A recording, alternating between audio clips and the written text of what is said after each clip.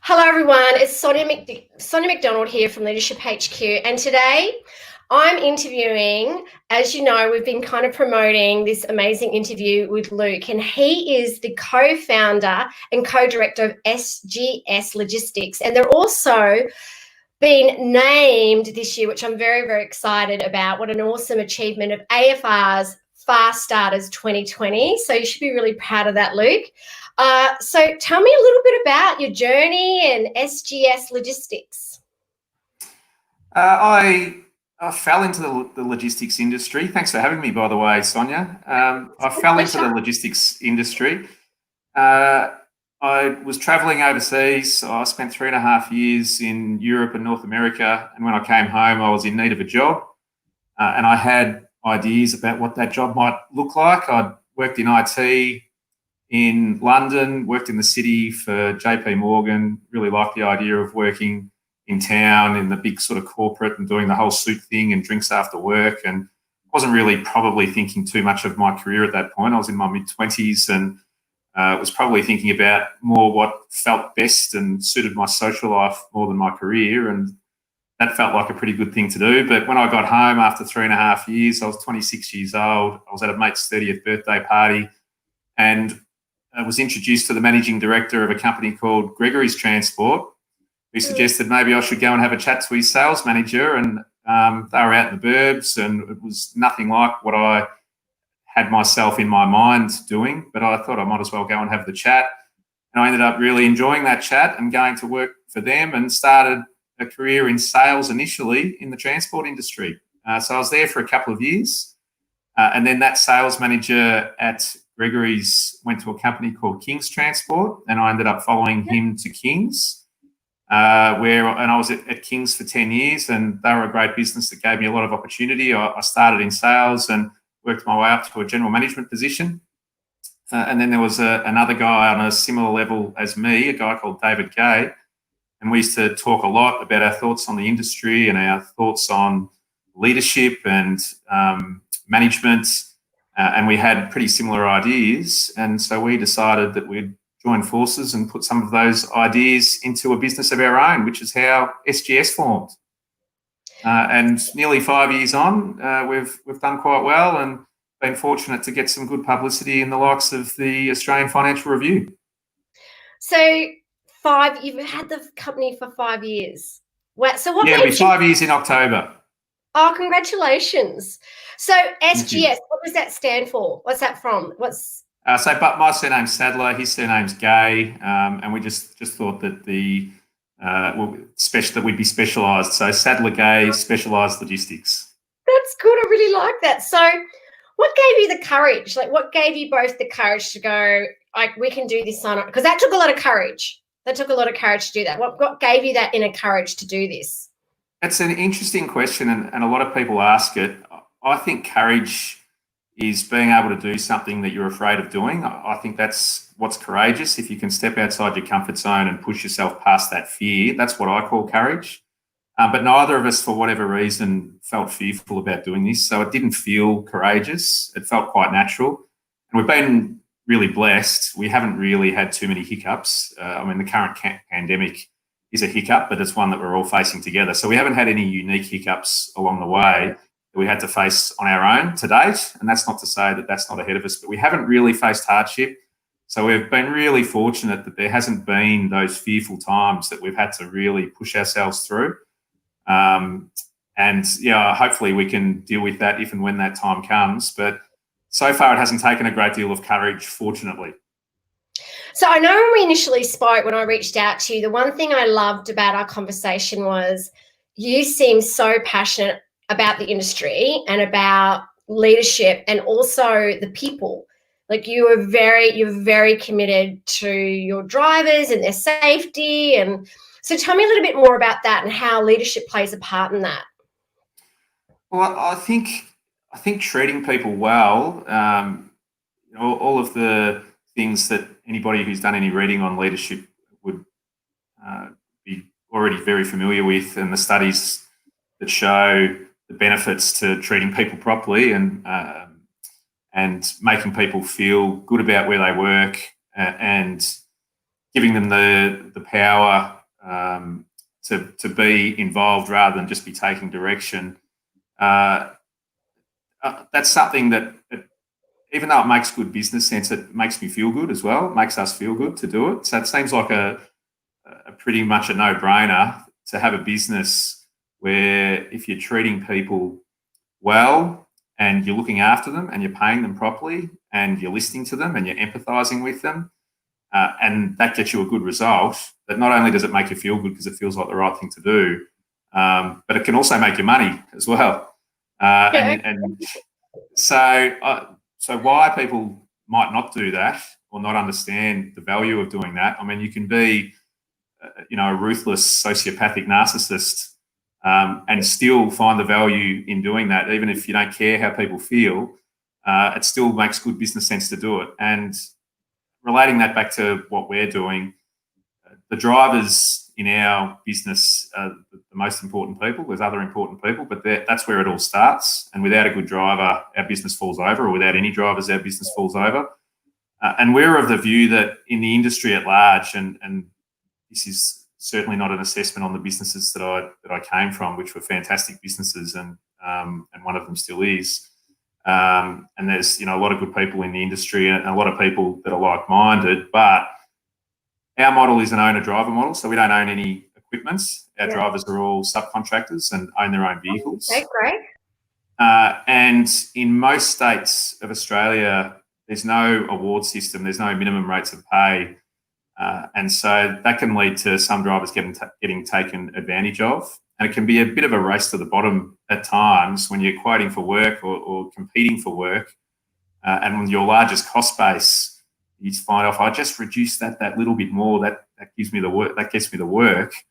But what that leads to is a poorer quality of driver, not just in what they're able to produce, but in their attitude. I mean, they're not feeling good about what they're doing because they're not quite getting paid enough. They're probably always on the hunt for something else. That leads to driver turnover, which can lead to increased training costs, which might not be reflective in your gross profit, but reflective in your long-term net margin. So there's a lot of indirect costs that the drivers that aren't as experienced might damage product when they're new to the game. And it just seemed like, the old hamster in the turning wheel, that you just end up back in the same position and you're constantly churning over these drivers. And we thought that maybe if you started with paying them a little bit more than what the industry standard was, that might be a good start. And that on its own is not enough, but also not just paying them well, but treating them well, making them feel like they're as important as what they actually are. Whereas in our experience in the industry, drivers could often be treated as a throwaway commodity, that they were dispensable. And we were of the view that if they really felt part of something, the drivers, they were getting paid well, they felt important, and that they understood the importance and value that they had to our business, that would get you in the long term a better quality of driver, who would deliver you a better result for your customer, that would give you better customer service outcomes, and that would lead to an overall better package that you're delivering for your customer, which would then lead to you being more likely to keep that customer for longer. And to pay those drivers more, that means our margins are lower, but we're of the view that whilst your gross margin might be reduced by giving your drivers a bigger slice of the pie, that your long-term net margin would be easier to increase because you'd be more likely to keep your customers for longer.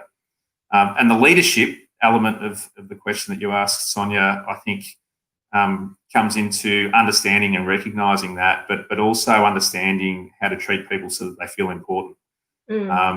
And simple things like thanking people for jobs well done, not hanging them out to dry.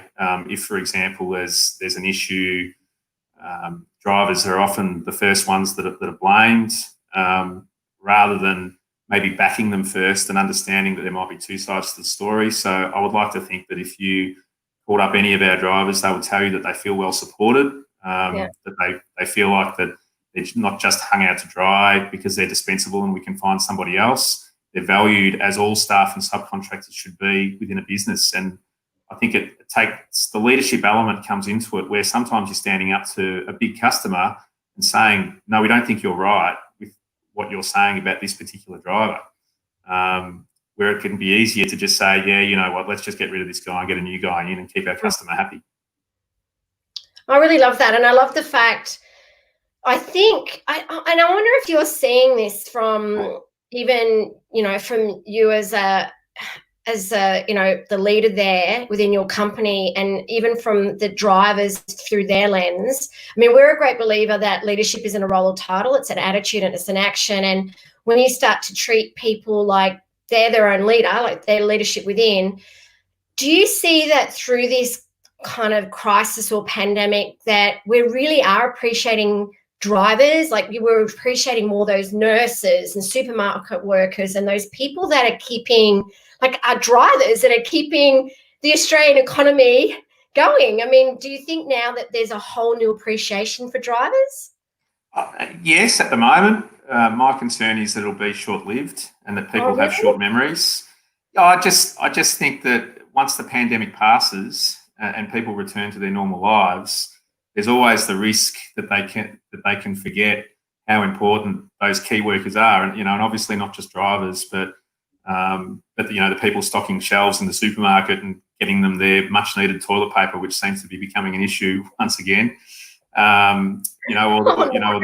Your medical health professionals, cleaners.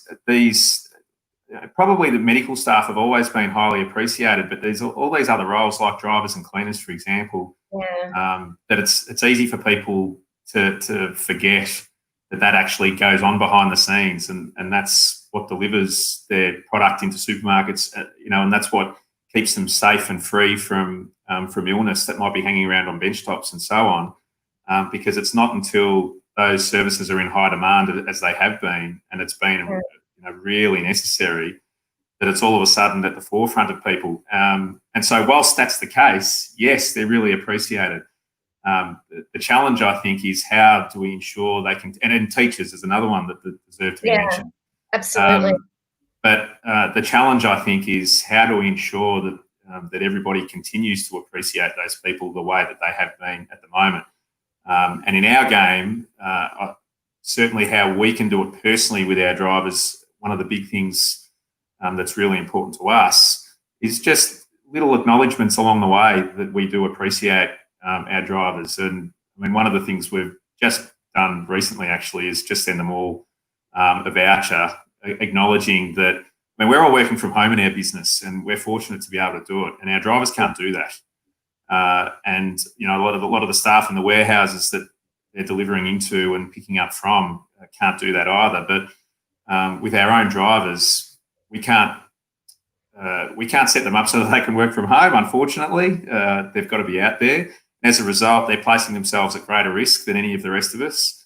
And so we just recently sent out gift vouchers to all of them, just acknowledging that that's the case and saying, look, we really appreciate that you guys are willing to put yourselves on the line like this. It's easy for us, in our ivory towers to forget that they're taking a much bigger risk, and it's important to acknowledge that. And I think that acknowledgement is an important facet of leadership. That's so true. I mean, it's great that I actually do think any small act of where you can show that you care or being kind can make a big difference to someone, just to say, hey, we're thinking of you. I understand that times are tough, but again, I mean, how do you think we could do? I mean, I think that's actually a really interesting question. Like, how do we continue as a society to keep showing our appreciation and kindness to, as you said, our drivers and our cleaners and our teachers and those people that are at the forefront that are taking care of us? I mean, how do we? I mean, I don't even know. Look, I mean, I'm hearing at the moment where kind of everyone's like, when is this going to be over? And I don't even know there is any end. But how can we keep this as human beings, that we're connecting and appreciating and caring for one another, and understanding the role that, as you said, drivers play in society to, maintain that we're healthy and we've got our well-being as well. So what are your thoughts? I don't know. I mean, I think two basic things you can do are make sure you're doing it yourself, and then further to that, remind others. Don't forget it yourself, and continue to remind others. And if we all do that, I mean, LinkedIn that we're going out live on, I think at the moment, is one place where that's happening, and social media is often cops a lot of stick for the negative consequences of things that people post, but there's a lot of positive stuff that can be put out on social media too. And if people can be as positive as possible with their posts and promote positivity like you are, Sonia, with this leadership HQ that you're doing, and not focusing on the negative stories, but focusing on the positive, hopefully the positive stories have an influence. And as much as if I put my marketing hat on, I want people to know what sort of business we are, and I want them to know what our values are and our principles and so on. And so I probably bore people with stories of what we do for our drivers. But, and so, yes, I want people to know that of us as a business, but I also want people that may not be doing that to be influenced by it so that they do it. And one of our key drivers, I mean, don't get me wrong, we want to make money and be successful as a business, but one of our key drivers with paying drivers more is that we want to get to a size where we can have, which we're not at the moment, but maybe some publicity like this can help. But we want to get to a size where our competitors look at what we're doing and say, hey, maybe the race to the bottom isn't the way to go.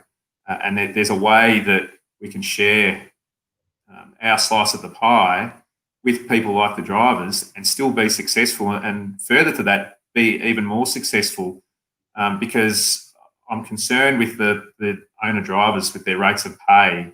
If the race to the bottom continues, it just totally devalues that part of our industry. And so, yeah, we're really motivated to turn that trend around, and in the process, get these drivers back to a position where they used to be in our society, where it was a good job with good pay that provided good support for their family and a good livelihood for their family. And it started to move away from that, unfortunately. And it seems like this being one of the focuses that you're actually driving as a company has really contributed to your success and growth. Yeah, that's right. That's the irony. Yeah, we've grown quite quickly off the back of that, and we didn't know that. We thought that might be the case, and we thought that there were like-minded people out there that would see it the way that we see it. But we needed people to take that leap of faith early on, and we hadn't market tested it. It was just a conversation really between Dave and myself, and it wasn't until we started our business and started having that conversation with people out in the marketplace, we didn't know until that point whether we were going to be supported, and fortunately we have been, and more than that, we've grown really, really quickly off the back of it. I mean, have you felt that during this time there have been any challenges or things that were unexpected for you, and how did you overcome them? Yeah, I mean, the pandemic, as I alluded to earlier, we've been really blessed. We haven't really faced too many challenges, big ones anyway. The pandemic for everybody is going to be the biggest challenge most people face in their life. And obviously it's industry dependent. We're a little fortunate in the industry that we're in, and also the client base that we haven't been hit like some others. But we certainly have been hit. We're not quite in the position that we would have been if COVID-19 wasn't upon us. Yeah. And so the biggest challenge, I think, Dave and I feel like we've been pretty cool and calm through the process. It feels like that. It doesn't feel like we've panicked. Maybe our staff and drivers might say otherwise, but that's been my feeling. I don't get a sense that you're a panic. I don't get a sense that you're someone that kind of like reacts to things. You seem pretty kind of patient and calm to me. Yeah, my wife would probably tell you that I could worry a little bit more, especially when it comes to the health of our children. But no, I tend not to be too worried until I think there's actually something to worry about. Yeah. But Yeah, I think probably our biggest challenge has been dealing with, some of our customers who have panicked and, who have had a tendency for making rash decisions, and trying to keep them calm, and trying to keep them calm in a way that doesn't look like we've got ulterior motives too, so that they're not feeling like we're giving them advice that leads to us not having a decline in revenue and profit. That it's actually genuine advice that we're just trying to keep them calm and let's look at things rationally and see how things play out. But the way that we've been able to do that is show them that we've got equal skin in the game, and we are happy to take a hit if that's what we need to do to ensure their long-term success, and not hold them to contract conditions that could have hurt them, and that legally we've had a right to hold them to, but morally and ethically and reasonably, it's about understanding the position that we're in and making them feel comfortable that, hey, I know that's what the contract says, but we're going to work with you guys. It's in our best interest for each other to be successful. So let's not panic, and let's sit down and talk about what's the best way through this that doesn't have us finish in a position where we say, gee, I wish we didn't make that decision a month ago, because now it's really too hard to, or 3 months ago or 6 months ago, because now that things have returned back to normal, we're finding it really difficult to get back to where we were because of that rash decision that we made 6 months ago. We've got fantastic customers, so it's been our biggest challenge, but it hasn't been something that's kept me up at night, because our customers have been fantastic to work with, and maybe one or two of them that have panicked initially, they've calmed down quite quickly. Yeah, it's interesting. I feel that for you in terms of, I know when it happened for us, I'm just finishing reading a really great book called Stillness is the Key. And I'd started reading it when the pandemic kind of hit, and I kind of felt like all these people around me were kind of like running around like, oh my gosh, and reacting. I was like, no, don't breathe. Let's be still. Don't react. And a number of clients were like, oh no, we've got to reschedule. We've got to push the keynote to next year. We've got to push the program to next year. And I was like, no, be still, like breathe. It's okay. Like, we're here to support you. And it's about that relationship it's not about, I want to keep the work. We're in this together. Whatever happens, if we have to postpone or reschedule, of course, we'll do what's in the best interest. But sometimes we can make these rash decisions when we're not thinking logically, because fear and stress can cloud us logically what we need to do. And I mean, even we've got our leadership awards happening in a few months, which are all around kindness and courage. And even as a customer to the venue that we're hosting the awards, like, the venue has been fantastic. They're like, we're here to support you. I know that you signed a contract and we've got a deposit with you, but we want to support you. We're going to be in touch. You know what I mean? Like, it's that we're all working together to go, we're all in. Like, I know it's kind of been like, we're all in this together, but we are. It's kind of like, let's just keep supporting each other. And that the way to, and I actually do think, and what I'm seeing, this is why listening to you now talk about this, it's so wonderful to see that you, like, even though, yeah, you've got a business and you've got to obviously perform and it's about results and things, but it sounds like you've really been putting your customers and your people first. And I think that companies that are actually with that mindset are going to come out in front. And I'm seeing a lot of really great comments here, like Esther's just gone, this is so great to hear from Luke. What a great leader. Rosemary, who's commenting here on LinkedIn, who is actually one of the finalists in the awards. And she said, my parents own a small transport business. And as a once upon a time driver of road trains, I know the importance of leadership within transport industry. And she said it's, she's kind of like going, I really, I feel like it's in my veins a little bit. So it's great to hear you talk about, how passionate you are about this. So it's great to hear that you That was Rosemary, was it? Yes. Thanks, Rosemary. That's lovely feedback. Yeah, she has been, she's one of our incredible finalists in our award. She's been such a wonderful, wonderful finalist. So I can sense that a few of us have had those challenges. But in terms of leadership, what do you do for yourself? Like, what do you do? I mean, when you're MD of a company and founder of a company, and obviously I'm a great believer that culture eats strategy for breakfast, and that the leaders are the ones that drive the culture. So how are you taking care of your own leadership? What do you do to be the best version of yourself as a leader? A really good question. I like to read a lot, and I'm always really fascinated by what leaders in other businesses are doing, because that's where I am now. I've learnt a lot of what not to do and what to do, based on my own experiences, but also just talking to people, and those people might be leaders themselves, or they might be talking about leaders. And that can be in books and newspaper articles, but I also like to get involved in wherever there's a leadership lunch or a breakfast or or a club.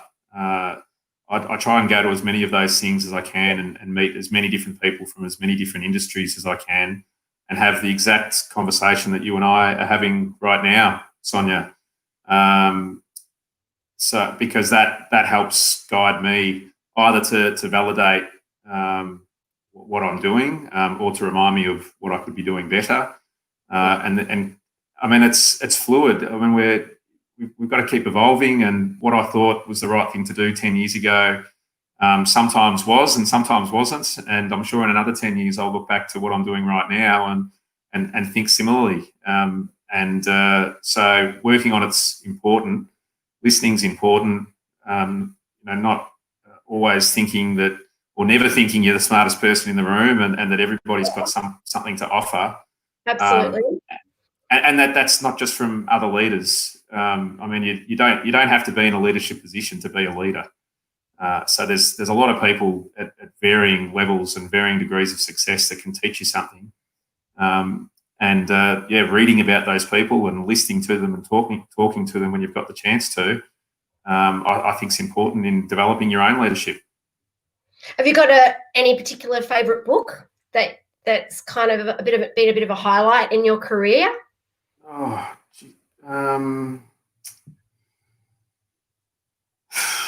you've put me on the spot there.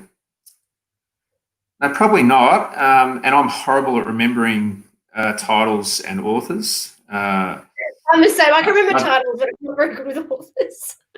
Horrible. So I have to write everything down. As a result, I've got if you could see behind me, there's a bunch of wine behind me, and I love wine. But that's good. What's your favourite wine? I have to make. I'm really into my Chardonnay at the moment. Okay. And even then, I would have to turn around and tell you the Chardonnay that I have to move away because I've forgotten until I go and grab it. That is my favourite Chardonnay at the moment. Oh, nice. Okay, I'm going to check that one out. I highly recommend it. Thank you. Well, I actually think this is a much better conversation. So with books, Can I tell you? So with books, I'm the same. I would have to refer to my lists to be able to tell you the good ones that I've read, and I often get mixed up too between essays that I've read, podcasts that I've listened to, and books that I've read where I've actually got the advice from. Like you're a big learner. Sounds like you're really you've got a growth mindset and you're a big learner. If you're kind of going, I'm reading all these things and blogs and podcasts, it sounds like that's the key, I think, to leadership, is never stop learning. Somebody asked me once whether I'd be interested in going into law, but I would have been terrible at it, particularly as a barrister, because I'd be having to refer to my notes all the time. So I'm not convinced that having a bad memory is a good thing, Sonia, but I'll take it. I love that. I would have been the same. Don't worry. I mean, I've got like thousands of leadership books in my library, and I've got a few favourites, but can I remember all of them? I can't. So, and I'm going to send you a copy of my book. So hopefully you can add that to your favourite list. But I'll send you a copy of mine. I'll look forward to that. So what would you like? Just a couple of final questions. What would you, if anyone's listening as well, please ask some questions because Luke loves questions. If you could go back, like what advice would you give to your younger self? Another good question.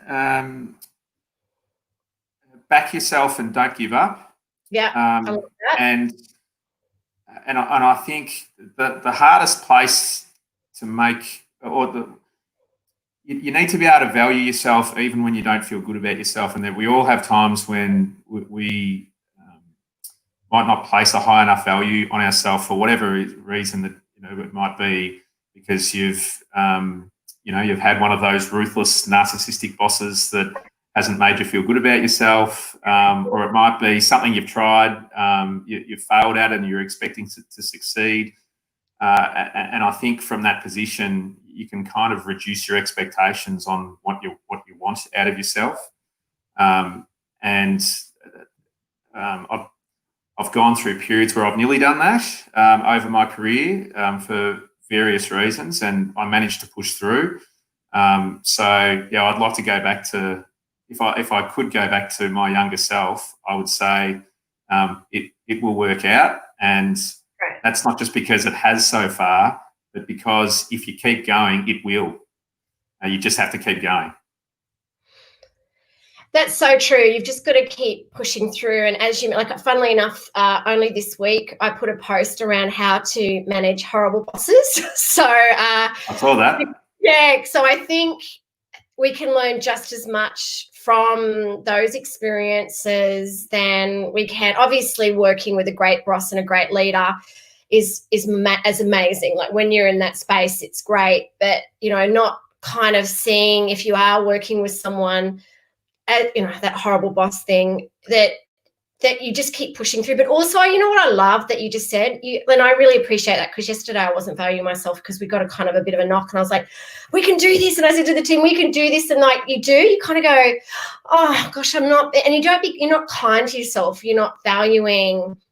And also, I think it's really important that you do value and appreciate what you have achieved. I think sometimes we can hold too much on to the knocks, or especially during this time. So I think that it's just around, this is just a really challenging time. Things are uncertain, but just to keep going, like keep just having that inner courage and kindness for yourself is such a key in valuing yourself.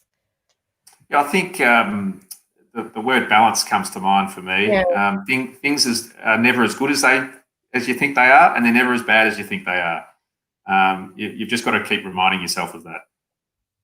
I love that. I really love that. So before we close off, there's lots of people that are commenting here about what we've just been talking about. So that's really good. So any other final insights or anything that we can do to help you, or anything else that you'd like to share on this channel today? Look, I think you're doing it. But for anybody that's looking to start a business, if you think you know what you're doing and you've got an idea, do it. Don't be concerned about failing. Don't be concerned about the climate that you're in, or whether it's the right time. It's never the right time, and it's always the right time. Do it. And from a leadership perspective, I mentioned balance. The biggest thing for me is being reasonable. Everybody can be reasonable no matter what's going on, and what's reasonable can change. So what was reasonable a year ago compared to now has changed, because the decisions that we're making during a pandemic are very different to the decisions we were making a year ago. And so those decisions might not have been reasonable a year ago, but they are now. But if we can all find common ground on what is reasonable, we'll be fine.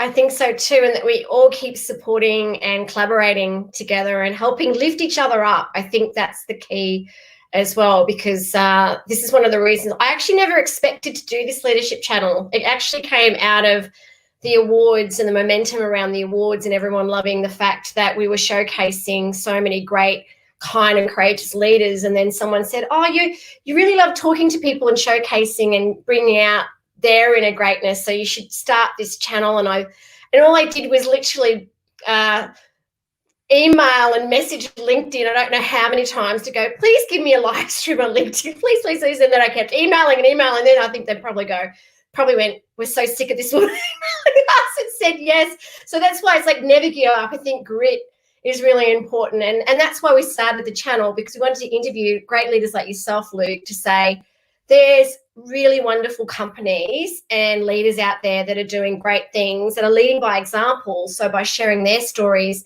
you know, the generations of today and tomorrow can kind of watch this and go, wow, like they've really inspired me to go and do something that is, because we've only got this one life, and life's going, you know, life's so short. Like we need to be really encouraging people to start to believe in themselves and think differently, I think, during this time. Good on you for doing it, Sonia. It's fantastic. My pleasure. It was such an honour speaking with you. Absolutely loved it. Loved the Chardonnay recommendation. I am definitely going to, yes, as leaders, we can drink. I know a few of us have been, I don't know whether drinking sales have increased over the last 6 months, but thank you so much for today. And if there's anything we can do to help, and if there's any, I've also put Luke's website on the feed, so please check out SGS Logistics. They're an amazing company. So yeah, if there's anything that you'd like to support them, or if you have got a business that, you know, needs what they're doing, please reach out to them. And yeah, if there's anything we can do to help, we're always here to help you as well, Luke. So thank you so much for your time today. Thanks, Sonia. Appreciate your support. Okay, take care. Thank you. Yes. Thanks everyone for listening. Bye. Bye, everyone. Bye. Bye.